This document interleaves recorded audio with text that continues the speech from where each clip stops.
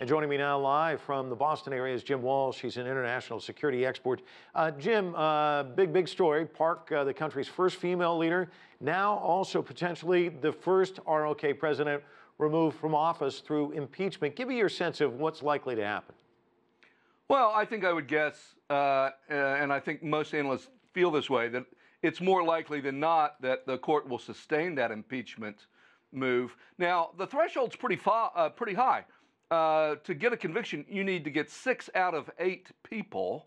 That's a pretty high threshold. But, we've had this experience once before. South Korea's had this experience once before under Park in which there was a impeachment filed, and the court reversed it. But at that point, the public opposed the impeachment process. Here, public opinion surveys show that the public favors it. And I think it's more likely to happen than not. Yeah, it's a good point. Opinion polls showing a really angry populace. Many of them don't just want to remove from office. They want her put in jail. If she isn't removed from office, what do you think would happen then? Well, Mike, in some ways it's going to stay the same. In some ways it'll be different and better in a positive way. I mean, just from a practical standpoint.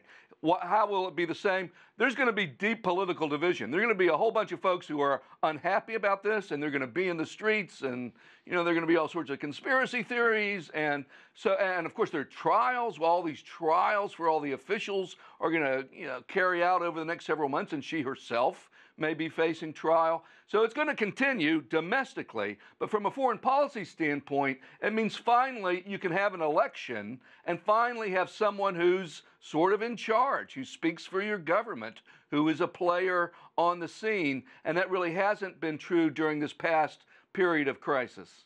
Now, if she does go, I mean, you're looking at, let's just widen it out a bit. You're looking at an embattled president of the ROK, an unpredictable leader in the DPRK. You've got that going in, China and Russia unhappy with that. It seems like whoever would come in after Park really has their work cut out for them. Frankly, everyone in the region has their work cut out for them right now.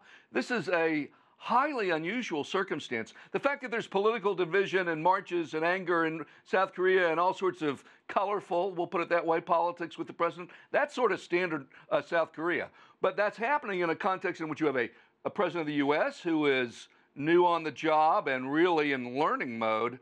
You have tests and assassinations coming out of the DPRK, out of North Korea. You have bad relations between China and longtime ally North Korea over testing and over the assassination. There are a lot of moving parts here. Whoever's going to come in is probably going to be brand new, just like Mr. Trump is brand new. So I think this is a very delicate moment in East Asia. Well, let's throw one more part in there. We haven't really talked about Samsung. Talk to me about the spillover impact on Korean conglomerates, since Samsung is also ensnared in this scandal. How might that affect politics in the ROK moving forward? Well, the first I'll say I don't know.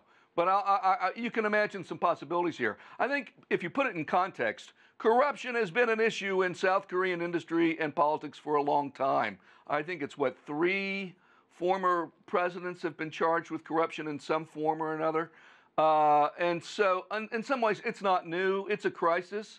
But the Chaebol are very much part of the history of building South Korea into the 13th biggest economy. It's hard to imagine that's all going to go away overnight. But as I say, we are in uncertain times. I would guess things will continue more or less with reform going forward, but a lot of stuff could happen. What happens between China and South Korea in terms of their trade tiff right now over that? What happens with President Trump if he starts imposing tariffs? So the whole regional economic situation is sort of a little uncertain, and then that's where the Chaebol and the other sort of domestic political issues will come into play. But in general, I'm going to bet the system will continue more or less, plus or minus. All right, Jim Walsh refreshingly saying, I don't know, and then giving us a good explanation after that. Thanks so much.